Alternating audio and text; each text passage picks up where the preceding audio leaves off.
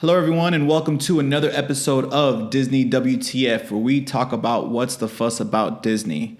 I'm Richie, and I'm here with my partner in good deeds, Lori, and she's a Disney lover, and I'm someone who just doesn't get it, but somehow we've made a way to make this relationship work. Yeah. Headlines. Well, first of all, we're coming to you live from Sunroom Studios. Oh, yeah, my bad. We're coming to you live from Sunroom Studios. It's our new studio. We haven't moved. We just have new equipment and gear. And we've named our dining room into Sunroom Studios. That's correct, yes. All right. Headlines. So, I have 3 headlines today. The first one, Richie, you may or may not appreciate, depending on how good your memory is. So, there was a bird at the top of Mount Everest that used to peek out and go like, meh, and then creep back down. Like, once you hit that point where they're like, oh my goodness, the tracks are not there, what do we do? And then you go backwards. Mm-hmm. There was a bird that peeked out. Meh. But it went away. It wasn't there for a while. It's back. So the bird's back. The bird is back. Okay, cool. It's a headline. What kind of bird is it? It looks like a hawk, to be honest. Okay. I don't think it's an eagle. I think it's a hawk. I'm not a bird expert, but that's what it looks like to me. I'm not sure, though. Okay. It looks like a carnivorous bird, though. Of some Awesome. kind. So the bird's back in Mount Everest. Yes, exactly. Good. All right. So, next headline. There's going to be yet another new hotel on Disney property. Okay. So, it's going to be run by Marriott, though. It's not going to be technically a Disney property, but it's going to be within the Disney resort. And it's going to be between Epcot and Typhoon Lagoon. No expected date for booking yet has been announced, but apparently it's coming. Now, is this a normal thing? Does Disney usually have only their own, do they manage their own hotels, or do they always outsource? How does that work? So I'm glad you asked, because it's really a combination of both. Okay. So, for instance, a lot of the downtown Disney Springs resorts are kind of outsourced. So there's the it's not the W, it's the Waldorf Astoria, there's a Holiday Inn, and there's 2 hotels by the Boardwalk Resorts, the Swan and Dolphin. Those are run by the Sheraton, and now they're adding another outsourced hotel, I guess you could say outsourced, to Disney property. Cool. So it's really a combination of both, but a lot of the resorts on property are managed by Disney. I mean, it's just so crazy, though, because so many resorts are being built and are under construction. So we'll have to see what that brings, and maybe it's a response to increased demand. I don't know. Nice. But we didn't have a problem booking a room for this weekend, and we're 4 days away from when we're just going to go up there for a couple days. So I don't know what it is. All right, last headline. So Epcot, I have one also, but oh, okay, yeah, okay. So I'll be quick. quick. So Epcot's 35th anniversary is this year, this upcoming October. So they've announced a lot of new, really, really cool merchandise that's going to be released, and a lot of it is really reminiscent of 1981, old school stuff. So if you see things that maybe weren't around when you were first brought to the parks, well, now they're back in pin form mostly. Probably t-shirt form too. So very exciting stuff. So they're bringing back pins to represent old school stuff. Yes, Okay, exactly. cool. Old school logos, and it's going to be a lot of fun. I'm really excited. They better not be in the mystery pack pins. It's I know. Piss me off. Richie's had a really bad experience with mystery pins because, and everybody knows it's going to happen. You just don't think that you're going to be the one and you are actually going to win the lottery. But he thought that he was going to get 4 completely different pins. He ended up getting 50% of the same pins out of 4 pins. So I'm sorry, Ricard. My Disney trading career was fairly short-lived, or pin trading career. Yeah. Anyway, so my headline is, last episode, or the episode where we talked about cult favorites, we spoke about the churros, and you were talking about how one was more fresh, it was more fresh over in Disneyland than it is at Disney World. Well, your brother's fiance, who's a cast member, explained to me why that is. So over in Disneyland, they have, at the carts, they have conveyor belts that cook the churros right there on the spot, right for demand. That's, to meet demand that's right there. Whereas in Disney World, they try to anticipate the demand and have it cooked in backstage. Whatever it's called? It could be called backstage. Okay, That's wonderful. So they cook it backstage, and then, they try to anticipate demand, but then it's a minimum of a 5-minute walk from cooking to cart. So it's really only 5 minutes of decreased freshness, but it's very well noticed, apparently. Yes. Wow. People notice it. Thank you, Michelle. That's a fun fact. I do appreciate that. I mean, Ricard, honestly, you and I just have to try the Disneyland churros as soon as possible. Yes, we do. And by as soon as possible, and also Disney World. I haven't years. had it at Disney World either. Maybe we can do that this weekend. Yeah. Somehow. No, because we can't go in the park. So our passes are unfortunately blacked out because we are only silver pass holders, because we would say we're never going to go to the parks during the summer because it's too hot and we can go any other time of the year. So why would we go during the summer? Well, we are going to go this upcoming weekend, which is the end of July. So it's not quite when the pass is unblack. And we're going to show Richie the magic of Disney outside the parks. Yes. It's going to be wonderful. I'm really excited. Allegedly. It will be. All right. Not allegedly. So what are we going to talk about today? I have no idea she made me watch a video for 20 minutes before we started this episode. So why did I watch that? Okay. So what Richie watched was a point of view video on YouTube of the Great Movie Ride. So it was recently announced at D23 that the Great Movie Ride was going to be closing to make way for the new Mickey Runaway Railroad ride. Say that 3 times fast. Yeah, I don't even think you said it right the first time. You all know what I meant to say. Okay. So yeah, I wanted to show you the Great Movie Ride, which I know you've ridden before, and even when I queued it up, you said, "Oh, I've been on this before," and I know you have, but I just wanted. She made me watch it for another 20 minutes. I just wanted it to be fresh in your mind, so I wouldn't bring things up and you'd be like, "I don't remember that." Okay. So I think that it's a really, really big deal that the Great Movie Ride is closing. So first of all, I want to explain to you a little bit about the history of Hollywood Studios, where the Great Movie Ride actually resides. Okay. So do you remember when the Hollywood Studios was called MGM? Yes, I Disney do. MGM Studios? That was when I used to go before we were ever a thing. when you were a child. I went to Hollywood Studios first with you. When it was That's what called I'm trying Hollywood to say. Studios. When it was called Hollywood Studios. I've been to MGM Before, and yeah. Yeah.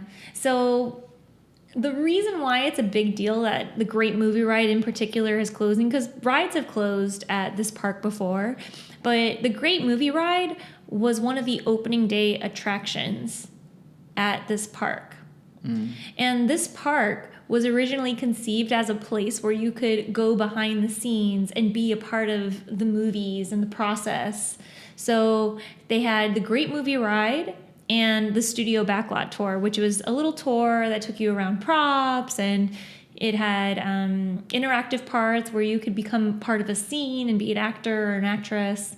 So that also closed in 2014. So what Disney is trying to say to us by closing the Great Movie Ride is they're officially phasing out the concept of you, the guest, becoming a part of the movie and showing you the behind the scenes of movie making. Why do you think they would do that? Well, my initial thought is because we live in an age where nothing is a secret. With as much access as we have online. You know what's crazy? I think I just had a memory that I was somewhere, and it had to be Disney now I'm thinking about it, because I was somewhere and they had an area with a bunch of different things that you can make noises with. And then they turned it into some sort of production. Was that at MGM? Was that thing that they closed? Where did I do that? I don't know if it was at Disney. I don't know. I was a kid. It might have been at Universal. Because you're saying that, they made you a part of the movie. That was the whole thing. It was this is what we do to make sounds. And there was no? Maybe not. All right, well, let's move on then. It might. I'm on the fence though because I don't remember, to be perfectly honest. And if anybody remembers, please tell me. I think that I'm leaning towards the Universal. They did have something. Maybe it was okay. Yeah, but I'm so glad that you brought up Universal potentially because MGM was in competition with Universal Studios in terms of opening date because they both had a similar concept of taking you behind the scenes to the movie and movie making process, which is why it's very plausible that your experience could have been in Universal. Okay. And they were competing, like, who would open first? Who would open first? And Disney opened first. Disney won that battle. Because Disney's better. Okay. Of course. So they're trying to remove us from being part of the movie and from being back scenes. They're saying that concept is no longer relevant, I feel like. Yeah. And you know what's very interesting, the history of Disney MGM Studios coming to fruition was they were going to put this ride, the Great Movie Ride, in Epcot as a pavilion. So we have the land, we have we used the Wonders of Life. Those were different pavilions that had various educational aspects to them. It was going to be a movie-making pavilion within Epcot. But the Imagineers and the CEO, Michael Eisner, at the time, thought that the idea was way too strong to be contained to a pavilion within another park. Gotcha. So they made it its own park. Like the epicenter of like a park. Yeah. Yeah. Interesting. And so, I mean, and now it's closing. But what I want to get your opinion on, do you think that the movie making process, the behind the scenes part, is strong enough and relevant enough now in the day and age we live in to handle its own park? Well, it would be hard because everything right now is so like used by computer and technology that like I remember even editing these like podcasts, if we wanted to put in a sound, there's a button I click versus that thing I did when I was a kid where they have instruments laying around that you had to play on your own and figure it out. So I can see why like the previous form of behind the scenes is going away and it's not relevant anymore. It's not fun anymore because everything is computerized. So to make it fun, they would have to like keep up with technology and saying, well, when we're on the computer, you know, this is what we do. And then here, click, you do it on the computer. Like if they had that would have to replace that. But I'm not sure if they're going that way or not. And then you think about it, like would they need a building that's 20,000 square feet to show someone how to do that? No. So what is it that so you're saying that, okay, they're going away from this. What is it that they're going to? So think about this now. They're building Toy Story Land, Star Wars Land. They're building all these lands dedicated to different intellectual properties associated with Disney. And I mean, even at Epcot, they're changing Universe of Energy to a Marvel Guardians of the Galaxy ride. So they're putting in all these different movies instead of having what was originally there that were just original. I mean, I don't want to say original concept because some movies they were made by Disney, but it's just interesting that they're going to be that focused into taking out what was there and building upon one idea and making it really, really, really big. And it's like a tree. It's like a branch. Yeah, but and all the leaves. But I don't get what type of what type of experience they're going towards. You told me like the actual, themes that they're going to replace them with. But what is that like? How is that going to be any different from, let's say, another park that has these types of things? Like, for example, Magic Kingdom. What's going to make it different? You know what? I'm glad you brought this up. Okay. Because I don't know. Okay. This is the question. That's what no one knows. That's what no one knows. And, we're seeing all this action happening. We know there's going to be a Toy Story Land. And at one point there was what was called the Streets of America, which had... America. Exactly. Which had facades of San Francisco and New York. And it was kind of showcasing... oh, this is how we make a scene in Hollywood. make it look like the real thing and make it look like you're actually in the city that you're trying to represent. And all of that closed down. The studio backlot tour, which was the other original attraction at MGM, closed down. And so it's all slowly going away. And Disney is sending out a very clear message that they're going in another direction, and potentially Hollywood Studios will not be a relevant name for it anymore. Like they'll change that name to something else? Yeah, to what we Another don't know. name? Exactly. Has the names of other parks been changed? Like, No. has this been the only park change name? Yes. That you know about? Yes. Well, and domestically, yes. Yeah. But abroad, Disneyland Paris didn't used to be Disneyland Paris. It used to be Euro Disney. Oh, that's a terrible name. That's funny. So it's good they changed it Yeah. then. But yeah, it's. I think it's a really, really big deal. But I do want to ask you about the ride itself. So you saw it. What were your initial opinions on it? Well, I mean, it was to go through that twice. The first time was interesting, but going through it like a second time is fairly repetitive, I would say. And I'm glad they're taking out the gun thing, because with all like the stuff that goes on with gun violence and stuff like that, it's not something that I want to be a part of. In like I'll watch it on TV or in a movie, but when it's like happening around me, I don't like that. I'm not cool with that. So I think it's cool they're taking that out. But I do remember being fairly touched the first time I saw it, with the end, with all the movie compilations on the video. Montage? And I think what really got me was the Robin Williams when he was up there. Like that, and that hasn't changed for a while, right? That thing. But he died recently. The montage, it's funny you ask, because the montage has changed recently, because they incorporated Turner Classic Movies, which wasn't a sponsor prior. But that particular scene that Robin Williams is in has been in that montage for many, many, many years, even before he passed away. And I think it was when I had first seen that, it was still fairly, it wasn't like it didn't just happen, but it still was pretty fresh in my mind. And I remember being touched by that. And then I started seeing more of the movies that I saw, and I was like, oh, this is cool. Did you get chills? I don't remember if I got chills, but I was touched. I mean, I was touched. Hard, touched by chills. Maybe. Touched by goosebumps. The thing is, and this is another reason why I'm kind of upset to see it go, is because all these movies that they represent in this ride, a lot of, I would say 95%, and I feel like 95% is being generous, of the people who will ride the ride have not seen all of the movies. And not even maybe all of the movies, but most of the movies that are there. So you kind of ask yourself, well, is it relevant if somebody can't be affected by what they're seeing? No, it's not. So it has to change.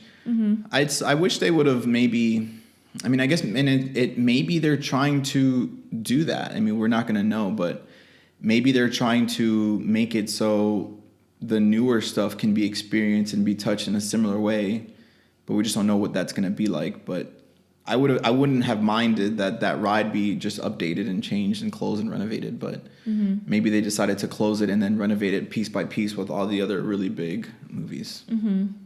Yeah. I mean, it's very, very interesting to hear that they're putting in a Mickey experience into that instead of the Great Movie Ride. I'm still upset at that. Refer to our last episode. Richie is very upset about this. I don't like that someone thought it was going to be cool to put a Mickey attraction when Walt himself didn't do that. Like, that just to me just doesn't make sense. I need to find out who that person is, and I want to have a conversation with him. Like, do you think he wanted this? Like, work hard. I do have to tell you, though, everything that they do, they ask themselves, what would Walt want? Yeah, but I think they got that one wrong. Like, I'm sure they ask them that all the time, and they do things wrong. Like, look at what, they changed the name. They're probably going to change it again. Like, they made bad decisions, and I think this one's one of them. Wow. This is a bad decision. That is bold. It makes sense. But can you say that without actually having seen it? Seen what? The ride. It's not or about the Mickey experience. It's probably going to be amazing, like, for the technology that they're going to use, but it's about the thought of you would think that the man that this is behind, in connection with the character that was built off of this empire, there's probably a reason why there wasn't an attraction for it. I don't know the answer. I'm telling you, they got it wrong. Whoever you are, you got it wrong. I'm sure they care about you. Yeah, dude, you're gonna find me, and you're gonna hear this one day, and you're gonna be like, that one dude that was randomly talking about it was right. I was wrong. Well, you know what though? Like I won't say that the Great Movie Ride didn't need a little bit of TLC and updating at some point, because just as we get older, and then you wonder to your what's crazy statistic I heard the other day. We're closer to the year 2033 than the year 2000. Oh, that's cool. Exactly. That makes sense. But well, of course, because math. Math, yeah. But it's one of those things you don't really think about, and so the replica of Grauman's Chinese Theater, which is what the facade is that we see when outside. There's a ton of handprints, and all the handprints are of late 80s, early 90s celebrity talent. And you just wonder, I'm going to be really generous here. Does a 15-year-old know who Macaulay Culkin is? No. Do you know who Macaulay Culkin is? Yeah, I know it is. Okay. Just making sure, because sometimes he really doesn't know things. And I know it because of my name. What do you mean? Right? Because of your name? Who are we talking about here? The Richie Rich kid? Yeah. Okay, that's what I'm saying. What's my name? Okay. Well, I didn't think of that movie, although it's one of his greats. I'm sorry. What's your name again? I don't know, but I love you. Sure. I Allegedly. do. In theory. Anywho. So, yeah, I mean, you see these handprints and footprints of these celebrities that kids these days, they don't know who they are. They haven't seen their movies, and it's really depressing for us who are in their late 20s, early 30s, and I don't know. And it, like, my heart of hearts tells me I would love to see the Great Movie Ride just stay there forever, because it's this iconic opening day attraction. But Disney is all about moving forward, and that's what Walt would have wanted. Mm-hmm. So Walt always said, keep moving forward, and this is them living up to that philosophy. I'm sure there's like little asterisks in that said, but don't put a friggin' Mickey ride by moving forward. Specifically. It's not what I want. This isn't what I want. This isn't what I want at all. So, and I was thinking about this, that because I was writing a Medium article about exactly what we were saying. Check us out on Medium, Disney WTF. The only attraction that's left that will literally take you behind the movies in Disney Hollywood Studios is the Indiana Jones Stunt Spectacular. I think that's it. You know, where they show you, this is how stunts are done, this is how we move sets away, this is some pyrotechnics, you can be a part of this, and then that's it. What's the difference between an attraction and a ride? I feel like an attraction encompasses a ride, but a ride is something that you have to, get into. Does that make sense? Well, I just wanted, because you made a clear distinction between a ride and an attraction. I just wasn't sure if there was a difference. I feel like there is a difference. An attraction can be a show. Well, for instance, Disney classifies attractions as both shows and rides. Okay. So, I understand. So and either one is an attraction, though? Yes. Okay. But technically, if it doesn't move, is it a ride? But if it's not a ride, it's a show. Here's a fun thing. If there's a 3D movie that has the seats that move, is that a ride since it's moving, or is it an attraction? Yeah, that's a chicken or the egg It's thing. a conundrum. I don't know. But anywho, I just wanted to say that the Great Movie Ride closing is a really big deal. I think it's like the final nail in the coffin that says, hey, we're moving out. We're moving on to bigger and better things. Pack your stuff because you're not welcome. Yeah. That's funny. Yeah. And I mean, it's the whole Great Movie Ride experience. When I when we didn't get to see the queue in the video, but maybe you remember it. But the queue, when you're doing the switchbacks into the main room before you're going to the soundstage, which the entry onto the vehicle is actually a soundstage, you would have a reel of all these classic trailers that you're about to see in the attraction that you're going to ride through. You get to see the trailers for them because it's like you're going to the movies and here's the trailer. It just blows my mind. Okay. It's awesome. And it's pretty fun because they're all original, and it's a great thing to see how far we've come to in terms of computers, I guess. Yeah. But yeah, Ricard, I'm just kind of sad. I get it. I can see it. I can see it on your face. I know you can see it on my face, but do you feel it? Yeah, I mean, it seems like it's going to be a really rough thing for a lot of people. Yeah. And I feel especially, also because, and the reason why I say that is because when I just rewatched it, this is something I've recently started doing now ever since we started really diving deep into Disney. I actually pay attention to a lot of people now at Disney when I'm there. So when I was watching that last video, most of what I was doing was looking at the reactions of people that were on board. And I could tell that there were people that it was probably like their 13th time writing that thing, and they were super in love with it, like still. So I can really see that there's going to be a lot of people that are going to be heartbroken when they walk up or hear the news that it's closed. And Disney people, they go either way. You have the super nostalgic, and then you have others who are just ready to see what's next on the horizon because they know Disney can accomplish so much. Because of all the power Which they one have. are you? I think I'm more the nostalgic. Okay. You know what though? I'm more the nostalgic because I don't like to see things go. But when I get to have a new experience at Disney, that's super cool. Yeah. Especially when it's with you, because then we're both reacting for the first time, and I'm like, oh my goodness, this is great. And you're like, oh. Yeah, I'm just like, this is cool. I'm going to be excited about Disney when they start using drones and artificial intelligence and AR. It's happening. I know. That's going to be when things are going to get real. They're already real. No, I know, but I know they're planning it. I bet you there's going to be some VR stuff in Hollywood. Disney? Oh. No, in Hollywood. In Hollywood Studios. Oh, okay. I'm like, I bet you that's coming because it seems like that's taking the most renovations of all the other parks, at least with the exception of Avatar. Yeah, and it's funny you bring that up because really all the other parks have seen a lot of new things happen. With the exception of Hollywood Studios, it was kind of like the middle child, and I'm a middle child, so but I felt a lot of love, so it's okay. But it's like the middle child that gets forgotten. Yeah. And it absolutely was. It was after Epcot and before Animal Kingdom, and it was just like the young middle child that nobody paid attention to. That's so sad.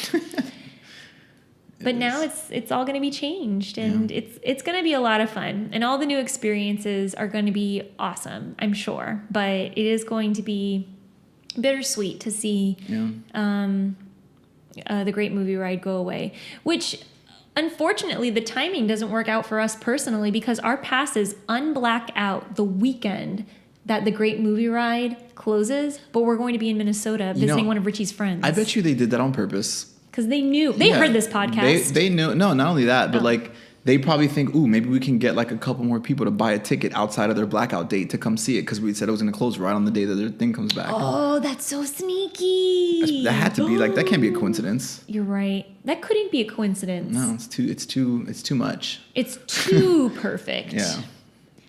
Yeah.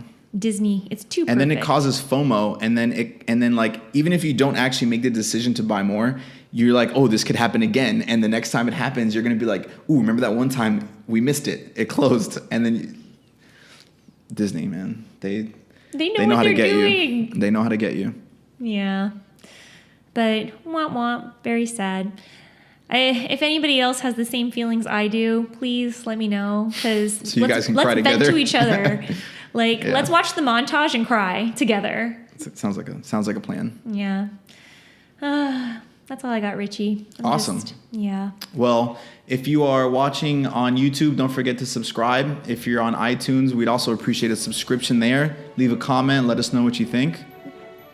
And a rating. We'll take a rating. Yeah. So thank you everyone for watching, for listening, wherever you are. We hope we brought a little magic to your day. Yeah. Trying something new. Have a very magical day, and we'll see you next time. Goodbye.